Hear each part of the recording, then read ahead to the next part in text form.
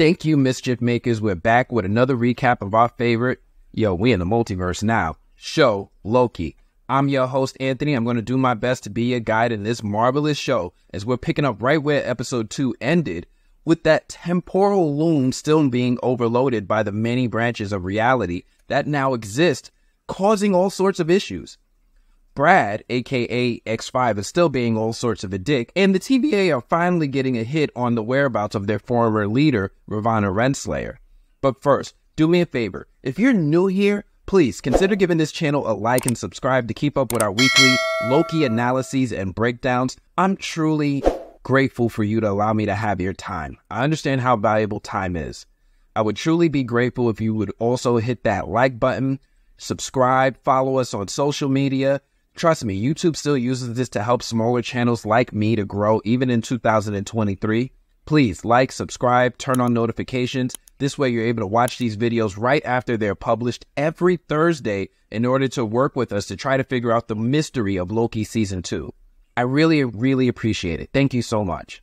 This episode opens with us picking up right where we left off with OB, Hunter B-15, and Casey realizing that they can't fix the temporal loom because the blast doors are locked. And the only way to reopen them is by using a scan of the person who locked the doors, aka He Who Remains. Real quick, we're treated to a new interpretation of the Marvel Studios theme played by some old-timey piano, and I love how they did that and gave Loki some charm. Anyway, this episode continues with what looks like old-time Chicago, and when I say old-time Chicago, I mean old-time Chicago, with a whole community absolutely existing, and it's there, but all the houses are made out of wood, like they just made this place.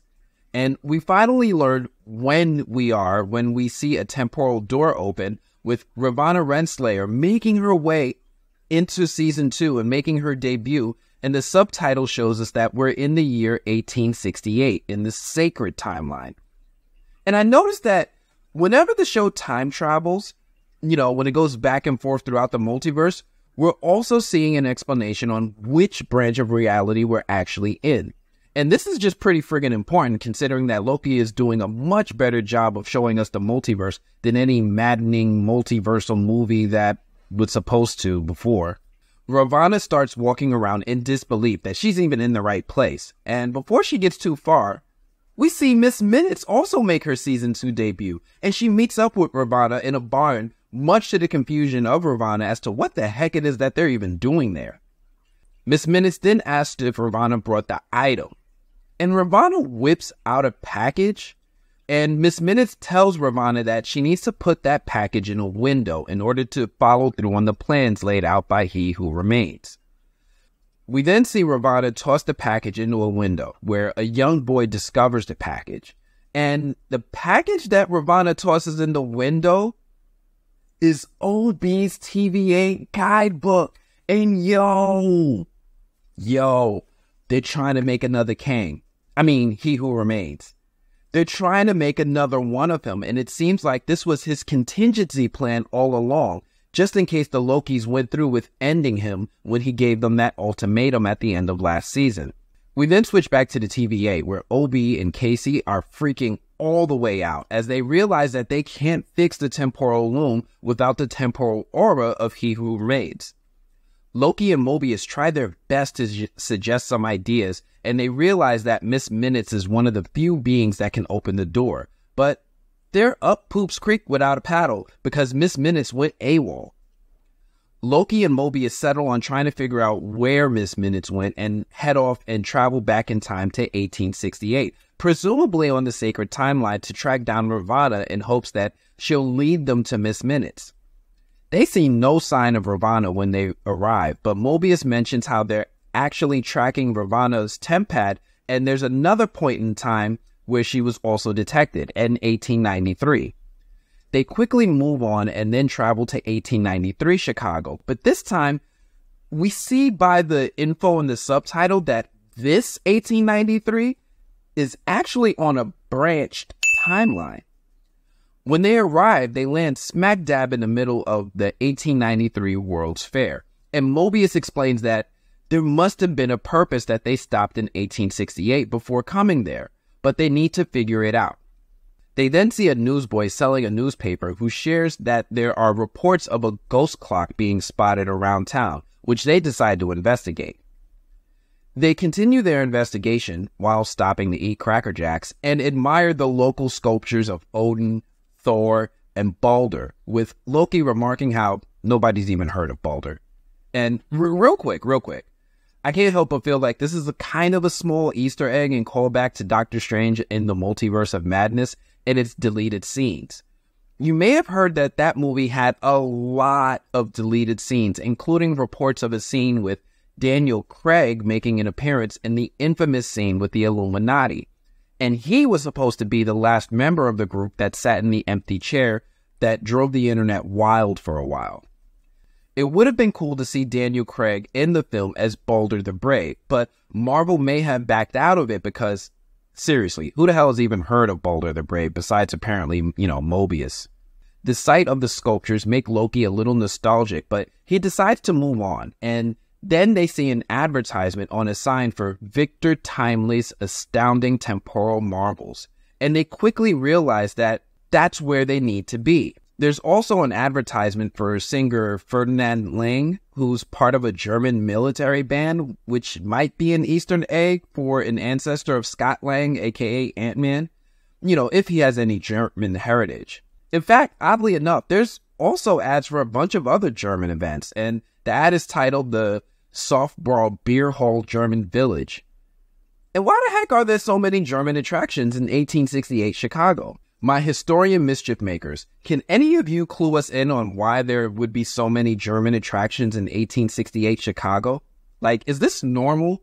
Or could this possibly be the result of Loki and Mobius traveling and witnessing an alternate history as part of this branch timeline? Loki and Mobius deduce that this Victor Timely show is where they're going to find Renslayer. We then switch to Revonna, who is seemingly at the event watching one of the German bands, and she's keeping Miss Minutes in her purse as they try to blend in with the crowd. Loki and Mobius arrive and quickly spot Renslayer and seemingly plot on how to approach her, but not before the Victor Timely show starts with that what appears to be a cruder version of the temporal loom appearing on stage. We then hear the weird, stilted talk of Victor Timely making his appearance and, oh snap! Yo, this is that scene. This is that scene from the after credits in Ant-Man 3, where we saw the exact moment of Loki and Mobius sitting in the crowd at the debut of Victor Timely, who we know is actually a variant of He Who Remains. Loki is shooketh and warns Mobius that this is the guy. Mobius is not impressed and kind of brushes off the idea that this guy is someone to be afraid of. Victor continues his speech with someone in the crowd giving him sass and asking, "What would you know about time, boy?" And, I can't lie, that hearing this guy refer to Victor as boy is a little triggering, but it's seemingly implying the accuracy of the time. It's no secret that black people are damn near treated as subhumans in America, especially back during this period in history. And I get why Marvel and Disney may not want things to be 100% historically accurate, but they also can't ignore that kind of stuff because it would be a problem. So I kind of think this is a safe compromise for them to kind of employ the racism without really sinking their teeth into it. Victor quickly quips back, "More than you," and continues his demonstration of his temporal loom and explains how the device prevents the temporal decay of the electricity flowing through it, lowering its entropy and gathering it into 5 threads of power, which it then weaves into elegant ropes of voltage. A chaos of particles is then transformed into order, which nobody, and I mean nobody, including me, has any idea what the F this man is talking about. But he ends it by saying that he can use this device to power all of Chicago and more. He wants to use this device to provide power to the entire planet and continues his demonstration and impresses the hell out of the audience when he shows them actual electricity right in front of their faces, which at this time is not a common thing to see. Mobius sees him and tells Loki that they need to snatch this dude up and bring him to the TVA, which Loki thinks is a terrible idea. We then see Renslayer approach Timely, with Victor agreeing to talk to her and giving her a little bit of the googly eyes before they get interrupted by some folks from the crowd who want to invest in Victor's device. if he offers them the patent rights. Victor shuts down the offers, but they keep coming, with Victor then settling on accepting bids for the rights, with someone even offering him $1,000, which in today's standards equates to about $24,367, which is enough money for Victor to agree they have a deal. Interestingly, we see Victor leave some of the cash he was just given with some poor sap at the bar, and then starts making his exit. Renslayer is skeptical that this guy is going to become the next He Who Remains, but Miss Minutes reassures her that things are all going according to plan. Renslayer then follows Victor out of the building, with Mobius and Loki catching up with them. They all start competing for Timely's attention, with someone then interrupting all of them and confronting Timely for scamming him with some weird pants that he sold them at some point in the past. We then see the guy who gave Victor the money, and he begins claiming that his inventions are fake. And then the chase is on, with Victor getting while the getting is good, and booking it at top speed where he's able to lose his pursuers on a Ferris wheel. And we get one more boy for good measure. Hunter B-15 checks in and tells Mobius that something is setting off their alarms, and it doesn't take long for us to see that the alarm was set by a time-traveling Sylvie, who showed up to take out Victor Timely, as she vowed to take out any of the He Who Remains variants. She means business, and Loki tries to talk some sense into Sylvie, but Sylvie is not trying to hear any of it, and all she wants to do is take this dude out. Renslayer and Mobius catch up outside the Ferris wheel, with Mobius trying his best to convince Renslayer to help them save the multiverse. But for some reason, this is not a big deal to either Revonna or Sylvie. Sylvie and Loki continue arguing about whether or not Victor Timely should be allowed to live, with Sylvie not trying to hear it. They go back and forth for a bit, with Sylvie and Loki ultimately going head-to-head with each other, using their magic, knocking Loki out of the Ferris wheel. Renslayer and Miss Minutes then quickly find Victor, grab him, and make a run for it, with Miss Minutes providing a distraction. We then switch to Victor bringing Renslayer to his place, where they try to catch their breath, and Victor giving Renslayer some googly eyes for good measure, and showing off some of his inventions. Renslayer is not at all impressed, but Miss Minutes is seemingly giving Victor some googly eyes while introducing herself to Victor. Victor is impressed, and they talk for a bit, with Miss Minutes hinting that they have big plans for Victor. He then asks him to explain what the heck is going on with Renslayer, giving him the most abridged version of Loki Season 1 that I ever did hear, with Victor shocked at the idea that he, or a version of him, created the TVA, but he seems to believe them. Miss Minutes then explains how He Who Remains created her, even before the TVA was a thing, and they schemed together from the end of time. Renslayer then explains how the temporal loom is broken, and they need to fix it, and they also sowed the seeds of distrust by explaining how the Lokis kinda sorta ended He Who Remains and caused this mess in the first place. They then get interrupted by a knock on the door, with Victor realizing now's a good time to get while the getting's good, and tells Revonna that he's got to get his equipment from his place in Wisconsin, and he keeps it there rather than here in Chicago because lower taxes. The guys knocking at the door are the goons that Victor swindled earlier in the episode, who are still pretty upset about those $1,000 he took. Victor is able to give them, and Loki and Mobius, the slip, and he brings Revonna and Miss Minutes with him onto a boat so that they can get out of there. We then switch to them riding on a boat, heading toward Wisconsin, with Renslayer and Victor enjoying some more flirty time as he explains some of his ideas and theories in his notebook, all the while absolutely trying to impress her with his would-be inventions that he was inspired to design based on the book that fell in his window as a child. This time, Revonna is mildly impressed, and she decides to admit that she was the one that dropped the TVA guidebook in his window as a child, with Miss Minutes kind of taking offense to Renslayer taking so much of the credit. Either way, Victor is happy to receive the book and even talks about how he's impressed by the visionary writing of its author, Ouroboros. And wait, what? Am I the only person who noticed the chicken and egg situation here? OB wrote the book based on the theories of He Who Remains, but Victor Timely here was inspired to create these theories by the writings of OB. If we didn't already note that this is an alternate timeline, then what we would have here would be an old-fashioned temporal paradox. Anyway, Victor continues to try his weak game at Renslayer and shows off his theories and inventions, and they continue to have a pretty cute moment while riding on a boat in the moonlight.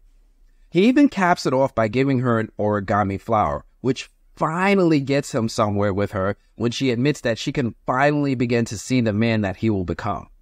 Renslayer then says that she has high hopes for this partnership, which quickly kills Victor's entire mood, as he emphatically said earlier in the episode that he does not do partnerships. And we even see a smirk drawn on Miss Minutes' face when he pulls his hand away from Revonna, and you know she effed up, right? The next thing we see is Renslayer being dumped off in a rowboat in the middle of the lake, with Victor looking back with remorse. But Miss Minutes co-signs dumping her after Renslayer had the audacity to say the word partnership. Renslayer immediately begins rowing in pursuit, but something tells me that she's not going to be able to keep up. We then switch to what appears to be Victor's home, and he welcomes Miss Minutes here as he begins gathering the things that he wants to bring before they head out. Miss Minutes takes a few moments to admire Victor's inventions and remarks how happy she is to be here. Victor then grabs his prototype of the culmination of his life's work and shoves it in his bag. He then lets Miss Minutes know that he's ready to bounce, but Miss Minutes is not in any sort of rush and suggests that maybe they should lay low for a while after all the noise that they made back in Chicago. Miss Minutes then talks about how she was a little nervous that Victor wouldn't side with her against Revonna, and then starts giving Victor googly eyes as she explains her origin as an AI that He Who Remains created to play chess against. She then goes on to explain how she was by He Who Remains' side the entire time during the multiversal war, and then things seemingly go left when Miss Minutes gets into her feelings and begins asking Victor that after all that time and all they'd been through, how come he never gave her a real body? Victor, thankfully, ain't no dummy and peeps that something is off and tries to reason with Miss Minutes and explain that wasn't him. Miss Minutes isn't listening and continues getting angrier and angrier that He Who Remains never gave her a body, revealing that she had aspirations of being in a relationship with He Who Remains, which she's now projecting onto Victor. And whoa, AI is out of control. This right here, this is what has me apprehensive about programs like ChatGPT. Like I said, Victor ain't no dummy and grabs the device to turn off Miss Minutes before she can start taking things any further or sinking any further into her craziness. We then hear Renslayer from the shadows, who confronts Victor for dumping her in the lake, but this time she has one of the prototypes of a time stick and starts letting Victor know that the hierarchy of power has changed. Before things could go any further, Loki and Mobius burst into the room and try to talk some sense into Renslayer, reminding her that they all need this dude to fix the multiverse. Renslayer is not trying to hear it though, and reminds Mobius that she used to be his boss and he needs to stay in his lane. They go back and forth for a bit, with Renslayer explaining that she just wants to bring stability back to the TVA. And before the conversation can go any further, they all get interrupted by Sylvie. Oh snap, oh yeah, Sylvie. Sylvie starts marching in, sword in hand, after breaking up the debate and is ready to take out this poor man's king before he can become a problem. Victor tries to plead with Sylvie that he is not his variant and shouldn't be held accountable for crimes he hasn't committed. Sylvie kinda, sorta listens to some of what he's saying and holds off on taking him out, even though it's clear that she really, really wants to. She then tells Mobius and Loki to get him out of here, and they open a time door back to the TVA and make their escape, but not before Sylvie leaves a threat to not make her regret this decision before turning her attention to the woman who destroyed her timeline, aka Revonna Renslayer. Sylvie then starts talking about how much she's thought about this moment of revenge while toying with Renslayer before kicking her through a time door and sending her, oh shit!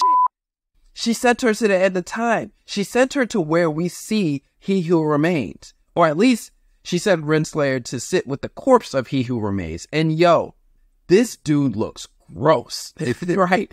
It's pretty friggin' clear that Sylvie sent her to much further into the future than when Sylvie and Loki confronted He Who Remains, because my guy's body is halfway decaying and he looks more like the Mummy at this point than he looks like Jonathan Majors.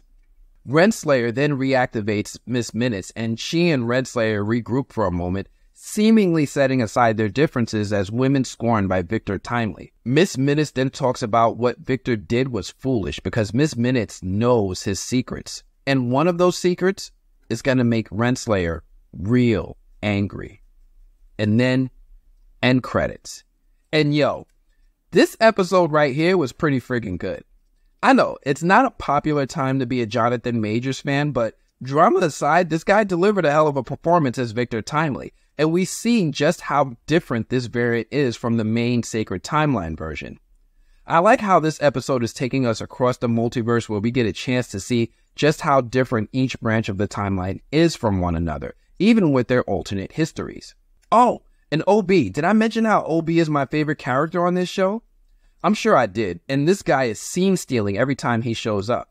We didn't get much of him in this episode, but even in his absence, his presence is felt. That's got to tell you how good he is, if nothing else. And man, Miss Minutes had a crush on He Who Remains? Can AI have feelings? This is getting wild, and I can't wait for us to see what happens next now that Victor Timely was sent to the TVA. Anyway, that's all I have for this one as usual. Guys, hey, if you like these videos, you want to see more, please do me a favor, hit that like button, subscribe, please hit that like button. I need you to do that because even in 2023, YouTube uses this to help small channels like me to grow. I really appreciate you giving me your time and helping me. Anyway, hit that like button, subscribe. Otherwise, I'm going to have to check you all later. Peace.